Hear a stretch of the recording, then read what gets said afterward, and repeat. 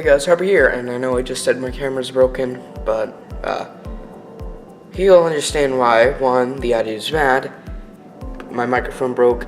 2, my viewfinder is screwed up. So, yeah.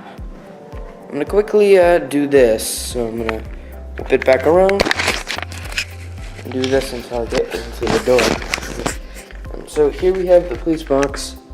Likely gonna be the last time you ever see this. Because this, and the entire bottom section, and, yeah, as you can tell, it's effect. All up here, there, you can see, it doesn't I can't properly shut the door without it banging out like that. These, if I open the door, I'll open it that way. See, I can see it, you can't. There's just a ring of duct tape all over the place, basically. Yeah. Oh, it's worse here. Yeah. Here. But, for obvious reasons, we're going to make that little effect because reasons. So here we got Tardis. Warning, Tardis parking only sign. There it goes. It's gone now. Okay, so we got the police telephone free for use of public advice and assistance obtainable immediately. Officers and cars respond to all calls. Pulled to open. Little cupboard and sign. St. John's ambulance sticker. You got the key with that. Actually is the hole for the 8th doctors. Signs, some signs on the sides, and then the roof is flat. It's not supposed to, but it got encaved. There's that. I bought this. This is all one piece. Dun, dun. As you can clearly see, yeah, I want to make it, 1, because of all the rips and tears, and it's not going to be that easy to get up and around. I tried moving it around, and that's why that's like that. That ripped, and I can't easily take it all down. So, what's gonna happen is this is all gonna be trashed. I don't want to, but thanks to my brothers, this has to be trashed. That stupid thing.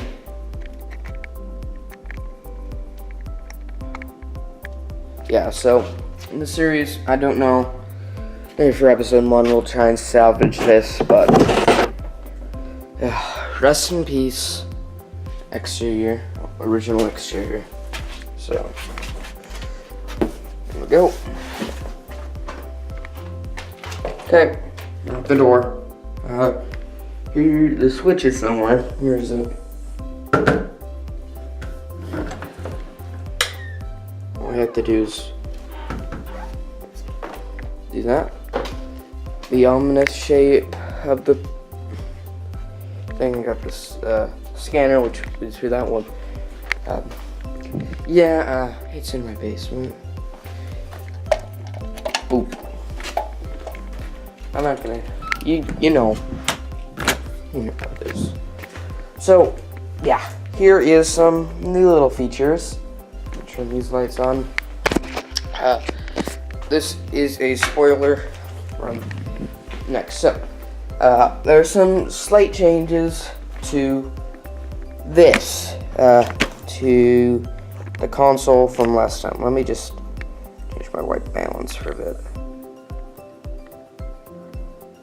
Okay, there we go. Changed it. There's still some noise here. It's fine.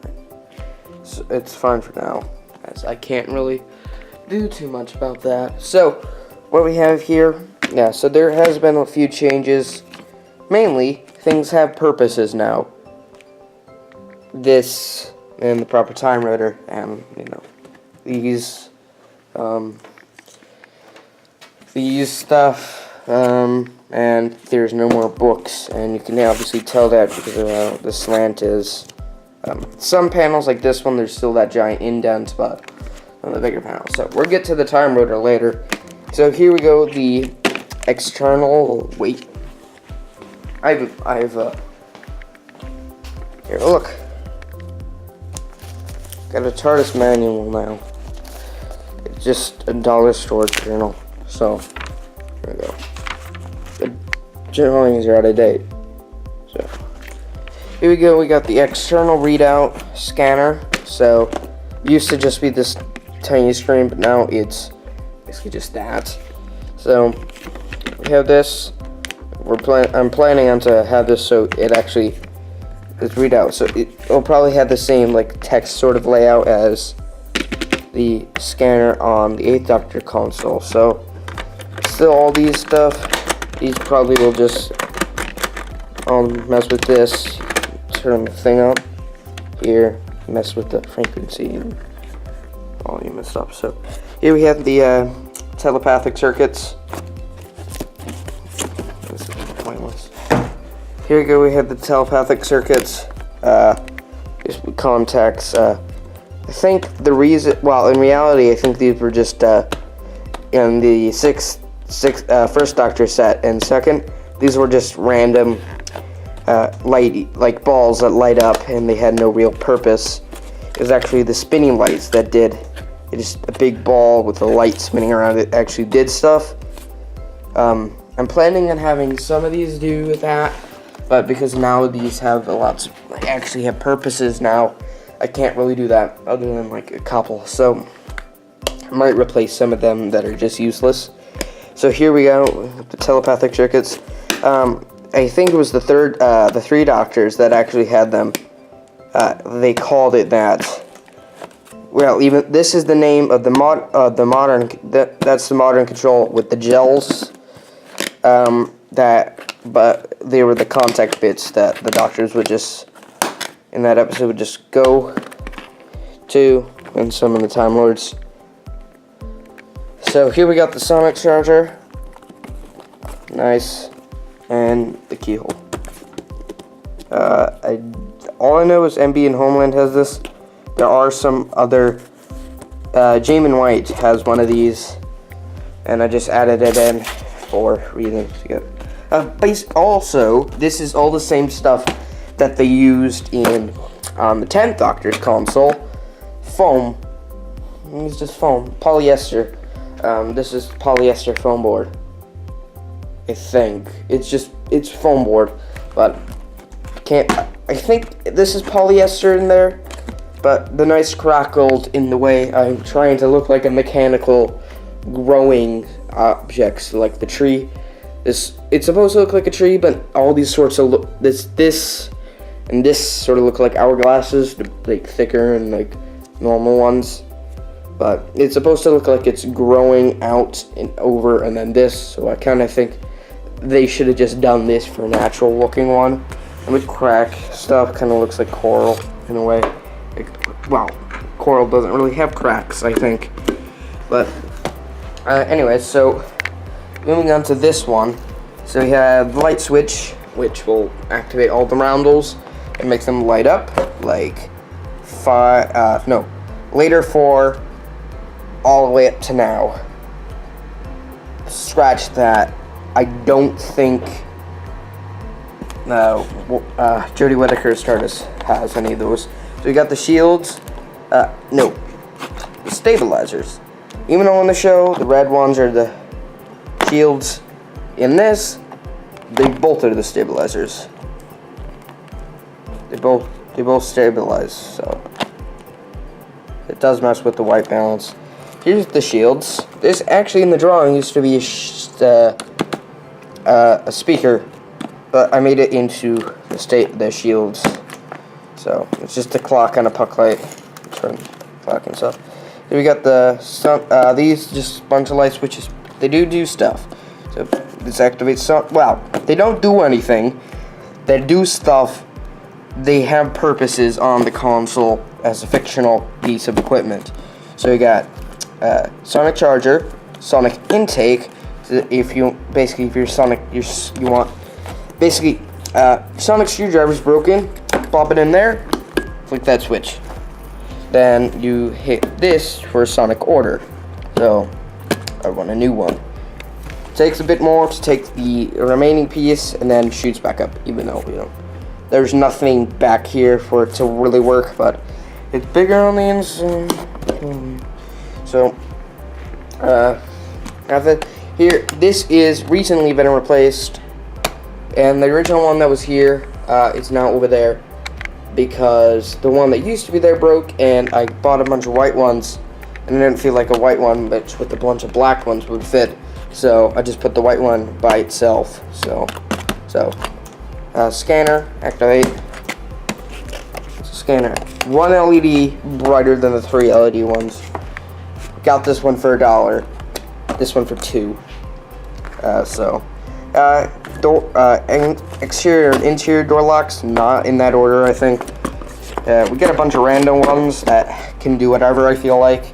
So I think in the script I make this in the 6th episode. Sorry, this just activates the cloister bells for some reason, but just hitting any key switch probably without the key in it will probably just activate the cloister bells, kind of like a car. So yeah, more rando switches. I think. Let me. Yeah. Back hurts. I've been hitting these all wrong. So, window shield and oxygen bubble. These do nothing. So window shield, oxygen bubble. But even though, basically, I just say, oh, the things down. Hit this. The windows open now. We woo. So, oxygen bubble. That basically extends the oxygen out from the ship and around it. Door lever. Classic. Based about the 5th. Except, not. Because theirs does this. Mine can. But theirs does this and then folds inwards. So mine can only do this. And then extend it outwards. So, yeah, the door lever based off classic, even though in the earlier ones is just do this. And the little light would flicker. I think either the switch actually made the lights flicker, or it just flickered in time with this, just by accident. And get the steering wheels. The vortexer, even though the atom accelerator was called the steering wheel for some reason. Don't know what that actually does, by the way. It just spins. I don't think it does anything. Here we got the helm. We got the big lever, even though in the actual prop it's over here, but for obvious reasons, yeah, it's just over here. I think, I can't remember if this was actually originally here, and I just swapped it over, because I know what this was supposed to be here, and I completely screwed it over, but I think it just looks a lot nicer, because, this giant, you won't be able to get it if you're setting the coordinate to last. Instead of messing with that, like the coordinate input, you just boop, boop, and that will basically, wherever you landed first, wherever it landed before this, you just flick this, bloop, and then shablam. It just goes wee, and then all that stuff. So, yeah, I sense all the coordinate stuff. It's over there. So we got beam mount lever. I'm everything's falling down. I'm gonna ask for the motor. I already know what the motor is. I'm just gonna ask where to get it soon, later today. There will be a hole in here. I'm probably just gonna cut a giant square in there for easiness, and have the thing scroll through it, and then this. So this will activate that. But probably for now, what I will actually do when I actually get it and cut the hole and stuff, and before probably figuring out how to hook this up to it to make this motion actually activate it, probably with magnets and stuff. You probably just have this switch here, just activate it for those reasons. So I got the handbrake, which originally didn't have a base. Now it does. So it's supposed to sort of look like it's growing, unlike basically all the other extensions on the console from there to here. This, just basically the same thing over there. Basically, it's supposed, like, all the important stuff, just like all the stuff that used to not be on this style console. So, those, you know, like all the stuff that it had to eat, it's like it couldn't really get to itself. Like this is like its own sort of, it's supposed to be based off the handbrake, but it's sort of the way it looks something different. So it kind of had to grow itself its own part. It had to grow itself its own base for this particular part, because there wasn't any other way to do it that easily. Unlike here, where there was simply, it had an already designed plan out for this type of demat lever. And like, over there, yeah, get to that later. Kind of already knew how this sort of stuff would work, so it basically just took the two demat levers over there and placed them together and put like a leather bound grip to it, and basically made it like its old the 11th and 12th Doctor's demat lever, basically the new series one, where you just shiblam and all that stuff. So it had a template for this, but it didn't have one, even though like there was this sort of handbrake on the 12th Doctors and 11th and 12th. But basically, I don't know what I was thinking. I was trying to make it to fit with all the natural stuff, even though it's an extremely mechanical console. Except the base and time rotor, which is supposed to look, it wasn't supposed to look like an hourglass, but I think, well, since there's a bunch of clocks on this damn thing, why not? So, yeah, we got, yes, the handbrake, so.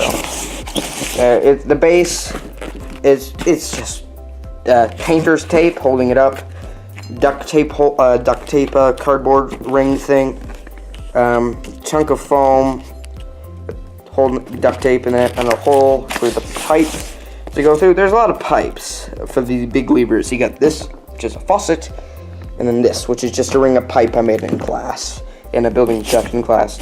We got, yeah, you just flick it, you just, you actually kind of have to track your arm through it, because you can't just go like that and because it will get stuck.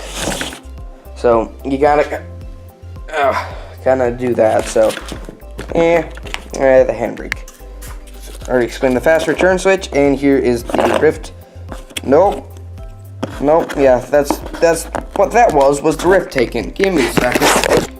I can't take this in because, you know, screws. So yeah, here's the rift taken. Nice.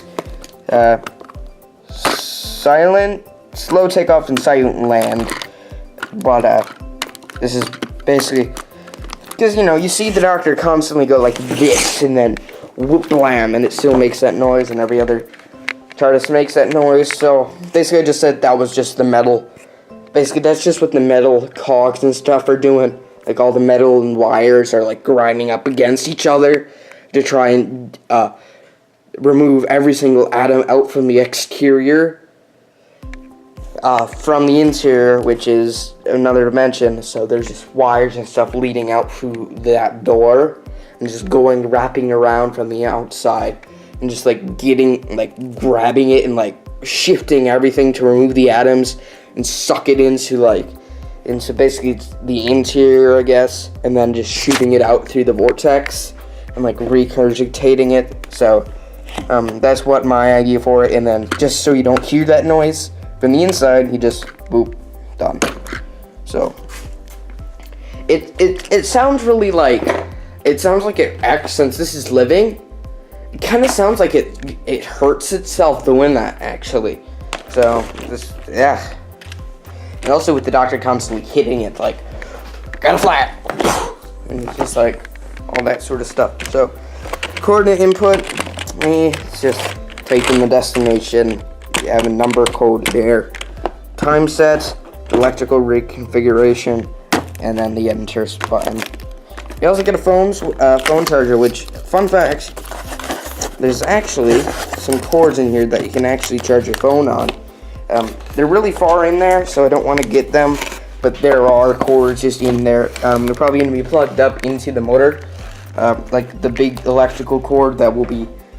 They're probably just going to be a giant like opening there, so I can actually just turn the entire place down from the inside, and that will be like the splitter, and that will just dangle out through one of like a hole in the wall and travel out into like the only electrical outlet that's here, and then could do all that. Of course, there will be more splitters along the way, so that there is more obvious ways, but this one will be able to turn off. So yeah, that will be plugged up into it, so you can actually charge your phone. Running up DW2012. So you got the just a dial with a clock on it. Not much to it. It's a dial with a clock. Just dial with a clock. Boop. These rando, they do nothing. If the scanner is on, which is not, no scanner, but the puck light thing is not on. If the scanner's on, you can get a call from like another Tardis. Boop. Boop-a-doop. So you get a call from another Tardis. So you just, hello? Hello? Okay, put you on Skype. On. So. Boop. And then you just hang up on them because you don't like them. So.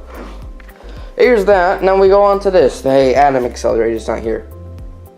Shit. And we got this. Basically, this entire thing is a fault locator.